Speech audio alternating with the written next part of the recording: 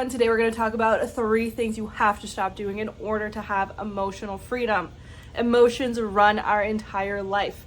We feel throughout the entire day, and it varies significantly.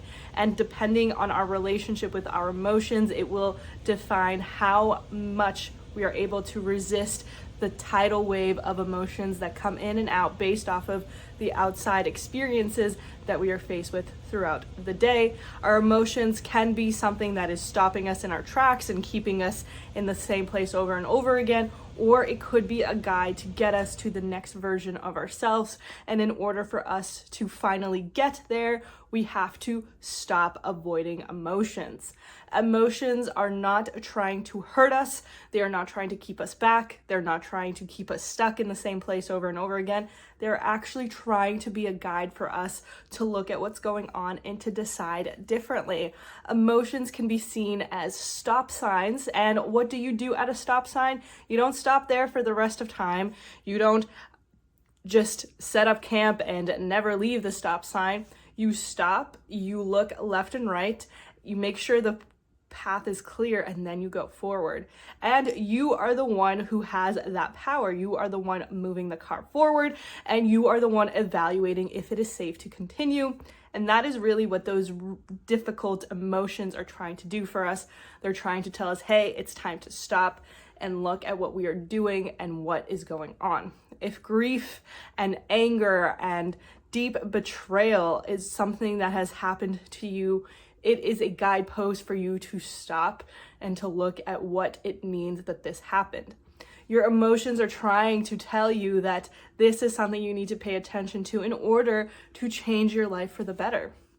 You may have made decisions that you wouldn't make again today, and that is a good thing. It is telling you that your emotions are not what you want and that you are desiring to have different states of being. But only you get to decide that, and your actions get to follow through. Though emotions can be a guide, and there are many things that can be a guide to you, you have to put in the work to evaluate and to analyze and to realize that your emotions are not trying to hurt you. They are not trying to keep you in that place for all of time. There is simply a stop sign that is encouraging you to take a moment and say what is going on.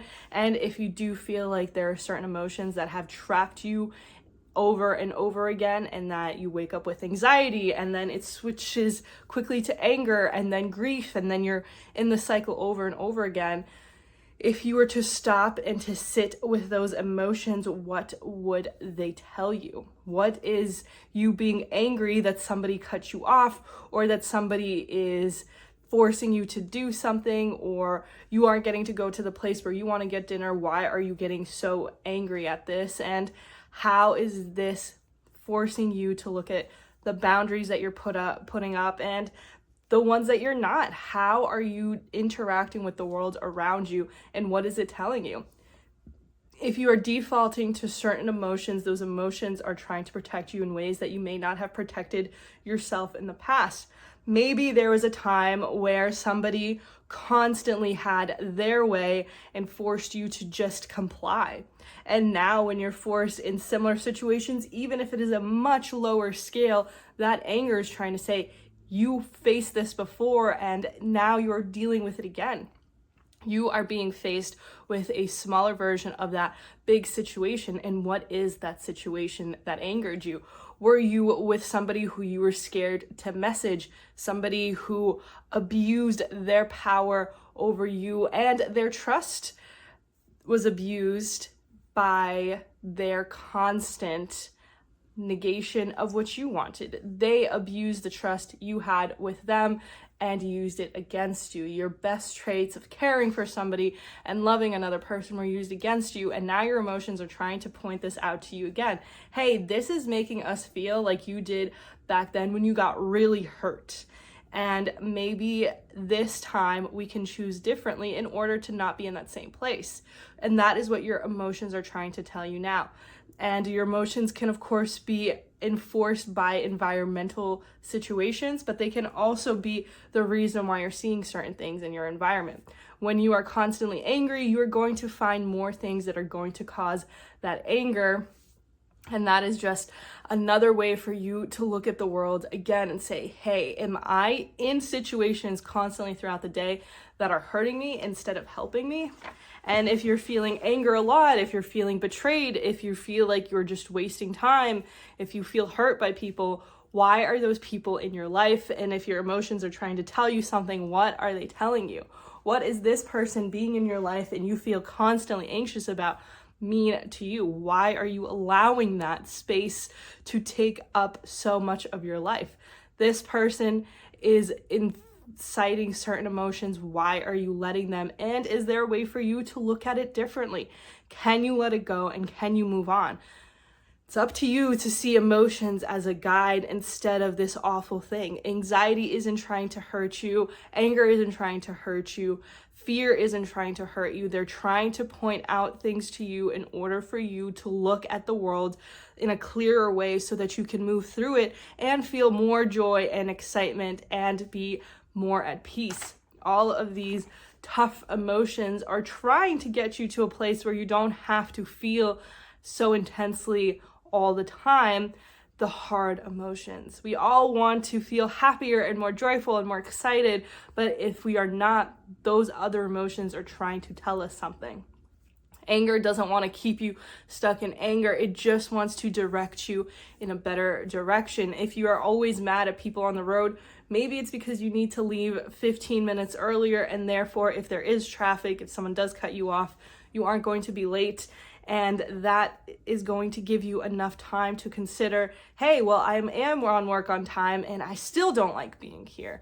It will give you more space to ask deeper questions, but you have to figure out why you're feeling certain emotions right now. And if you do feel joy a predominant amount of time, there's a reason for that too. You are probably creating habits or have habits in your life that are allowing you to have more space for you to be excited and to be at peace with your actions throughout the day. And that is really what you are aiming to do with this emotional freedom, is to have the space to make the decisions and to be okay with them, and to understand that when you do make a decision and your emotions are shame and guilt and grief and you're like, I shouldn't have done this, you have to realize that that is not something that you can change. And just like a stop sign isn't saying, oh, well, not only should you not have stopped here, you should have stopped 1,000 miles ago and not even been on this road. It's a stop sign to allow you the moment to say, is this the road that I want to be on? Do I want to go left? Do I want to go right? Should I be going in the opposite direction? A stop sign for a brief moment gives you the space to evaluate if you're going in the right direction, and you might want to go in a different direction, and that's okay. A stop sign allows you to do that. If you're in perpetual motion, you just keep going, you can't actually evaluate what you're doing. You can't run a car 24/7. You can't therefore also run a person that much. You have to stop and you need to do maintenance, and these emotions are trying to get you to do that. If you feel anger or fear, what is it trying to tell you, and what are you afraid of?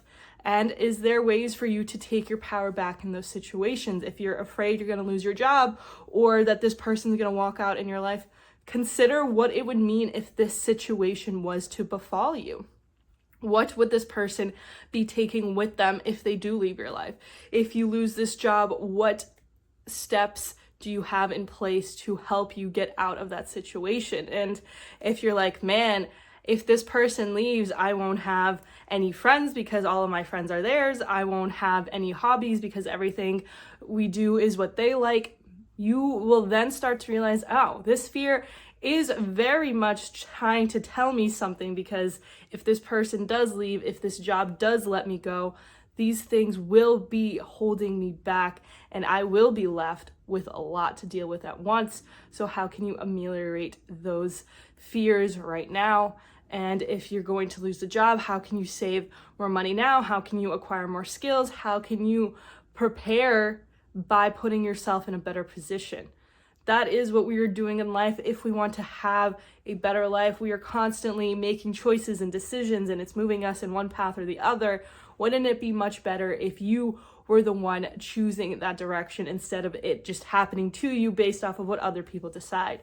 Your choices matter more, and therefore your emotions are trying to tell you, hey, there is something that you can tangibly do if you stop for a second and you actually sit with those emotions. If you're constantly anxious, what are you anxious about? Are you sad that you made certain decisions and you feel like that's holding you back? Are you afraid that time is running out for you and that you need to settle down because everybody else has told you? What can you do with those fears, and where are they coming from? Are they actually something internal to you? And if they are, is that voice actually yours, or was it something that you picked up from somebody else? What is it that you are doing, and why? Ask yourself these questions, because these emotions are trying to ask them for you. If you're afraid of something, if you're angry about something, flip it. Why does this make me angry? Why am I afraid of this? Is there a tangible fear underneath it? Is there some reasoning behind it that actually makes sense? And if there isn't, if you're like scared that somebody is going to betray your trust, but you've built certain boundaries and foundations, then it is easier to look at that fear and say, you know what, there was a time where I was scared all the time because this could happen, but now I have my own hobbies. I volunteer. I have made a group of friends at the tennis court. I have certain people in my life that are mine, and that even if they do leave, I've created the foundation of being able to make new friends and move to a new city and learn how to cook, so that I have these places to go to and to fall back on if any of these things do befall me. So stop avoiding those emotions and start looking at what they're trying to tell you. Treat them as a stop sign, and you only stop at a stop sign for a few moments, and then you can continue. You can reevaluate, which direction am I going, and look at the path that you're on, see if it's the one you want to be on, and let your emotions be helpful instead of constantly hurting you. And with that, the idea of hurting ourselves continues into our emotions, as we have to stop betraying ourselves by allowing certain people into our life and allowing certain behaviors. Every time you allow somebody to push past your boundaries and take advantage of your kindness and your willingness to adapt and to make others happy, you are betraying yourself and your want to move forward and to progress. In order for you to step forward and to evaluate a better life, you have to stop letting other people dominate the decisions that you're making. There are certain decisions that won't matter, like getting dinner on a Sunday night. That location probably isn't going to matter in 5 years. But if somebody is forcing you to do certain things, you have to realize that this is your life and you should have full control and have a reason behind those decisions. Controlling your life is your task, not anyone else's. And if you feel like you are constantly giving in to someone else, they are eroding your trust with yourself, and therefore you are going to have to do a lot more work to overcome that. So every time we allow somebody to go a little bit further, we are betraying ourselves, and we are letting that person know, hey, that's okay. You constantly yelling at me or hurting my feelings or making me question all of my behavior is okay with me. And I would rather have you in my life who is hurting me all the time than to stand up for myself and say, I do not want this kind of behavior in my life. Does that mean you have to get rid of that person completely? Not necessarily. Sometimes you can talk with them and realize, hey, this is how I'm feeling when you do certain things, and you can talk it out with them. But you have to understand what place you're coming from there. Are you doing this out of the desperation to keep this person in your life? Do you genuinely actually care for them and there's just brief things that are difficult to deal with at times? Why do you want this person in your life? Do you feel like there's no one else that's going to understand you as much as they do, that's going to love you as much as they do? Is this something that they're telling you? Where is this belief that this is the only way that you can live life coming from? And it usually starts with you betraying yourself. You being pushed past your zones that you're okay with things is usually where it begins. And it might not have to be grand, it might just have to start somewhere. They're messaging you more than they should be, or they're in a place where they're always drinking and you don't drink, but now you'll go out and get a drink with them every once in a while, and now it's more often. Where are these people having an influence over you, and where are you allowing them to take hold in your life? You have to decide that your emotions are more important than what other people want from you. Do you like being in an anxious state, angry, upset, feeling betrayed by these people constantly? And if you feel betrayed by others, it is because you first started betraying yourself. In order to have this relationship in your life, you had to cross boundaries, you had to allow certain behaviors, you had to allow certain things in order for this person to be in your life and treat you the way that they are. So instead of vying for this person's attention, which is obviously fleeting if you feel like you have to constantly contort yourself into different ways, you don't actually need to fight for somebody to love you, to trust you, to want to be in your life. Either somebody wants to be there or they don't. And if you feel like you are twisting yourself and letting go of your values or your boundaries, you have to reevaluate and ask yourself, is this the person that I want? And then after this person is no longer in your life, because those people usually don't stay, you are betraying yourself again when you're thinking back on them and saying, oh my God, this person was amazing, I loved them, they were so good, and you continue to glorify their presence in your life. So you have to stop glorifying the past and the present. You have to realize that it does not matter what happened, and that you are most likely putting it in a much better light than you did when it was going on. This person was not this fantasy come to life. They were a person who kept taking from you. They were a person who eroded your sense of self by constantly forcing you to pick their behaviors and what they wanted over what you were comfortable with and what you wanted in that moment. If every single time you go out to dinner, it has to be that person's choice, if you always feel like you're spending time trying to please them and they have no interest or very little interest, or a double standard on your behavior and their behavior, you have to realize that is not what you deserve and it's not fair to you. You should be in a partnership, and whatever that partnership is, whether that's with friends or in a job or in a relationship, you have to be equals in some regard. You cannot always be complicit to what this other person wants, even if it's a job. If this job is telling you you have to work all the time and they don't give you free time to go on PTO, you have to answer your emails. If everybody at work is constantly asking you for help, and then on the other side they're like, but you also don't get a raise and you don't get any recognition. This is just a one-sided relationship. They are constantly taking from you, and then they don't have to show up for you. You don't have to continue to be in that place. And if you do get out of it, you can't continue to look back and glorify what wasn't even there. We aren't even stuck by a past that we believed in. We're stuck by a past that we imagined. We are constantly believing that this person wasn't as bad as they were, that it could have been better if you had had one conversation, and that's not true. There is not 1 or 100 conversations you could have had with that person who was abusing their power over you. It did not matter if you were nicer, if you were sweeter, if you gave them more, it wouldn't have mattered. And haven't you given enough?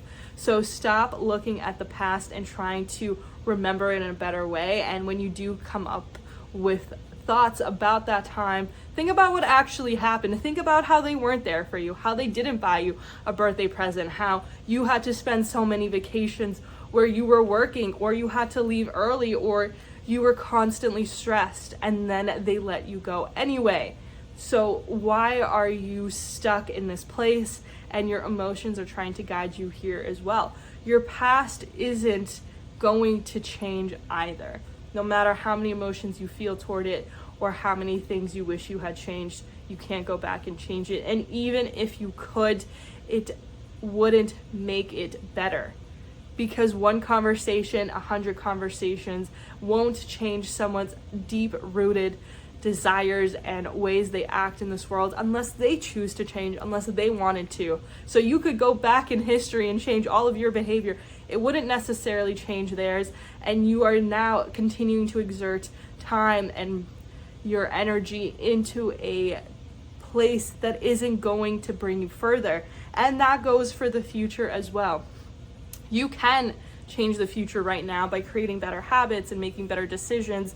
But what isn't going to change the future for the better is you worrying about things that haven't happened yet. If you're worried that this job's going to let you go or this person's going to leave you, and you're constantly putting this fear into the future, it's not helping you right now. You're not making better decisions for your better version of yourself. You're making it in hopes that you don't create all of these bad things. So instead of looking at the future with this fear, or even glorifying the future, if you're looking at the future and you're like, oh my God, there's going to be a time where I'm not going to be anxious or upset or hurt, and I'm just going to eat all the best foods, and I'm going to have the greatest body ever, and I'm going to have the most amazing boyfriend, husband, relationship partner. It's not gonna be like that. You're going to continue to struggle.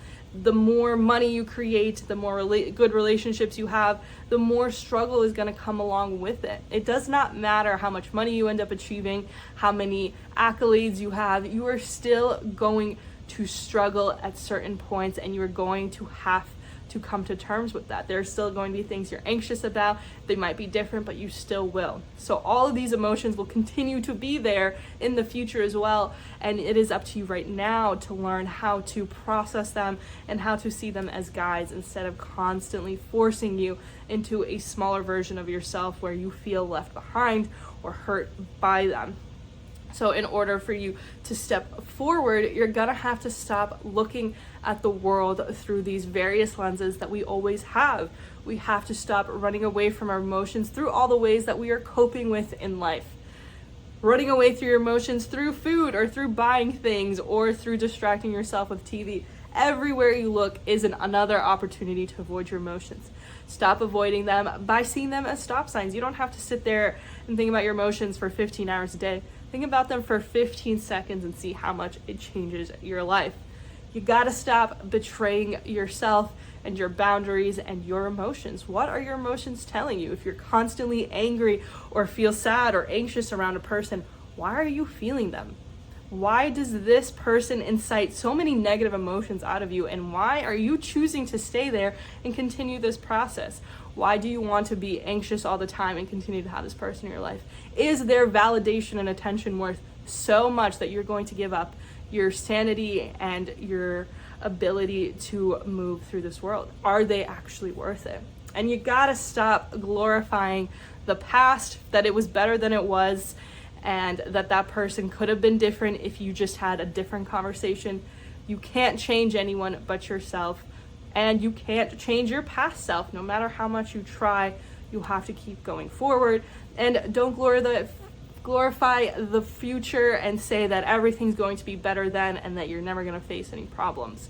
And it's just not going to be true. You're always going to be struggling with something, but it is just another opportunity for you to learn and to grow. And that is how you're going to get to that future self that has all the money and the loving relationships, is if you decide right now, today, to move past everything that everyone has constantly told you, and to look at what is actually happening, and that you ultimately get to decide what to do. Let me know how you have experienced emotional freedom, or how you're continuing to struggle with it. The Importance of Being Selfish is available. I will write all the questions associated with emotional freedom down below, and we're going to continue to talk about this because this is our one life, and it is up to us to create it into the one that we want. I'll see you soon. I hope you have an amazing week.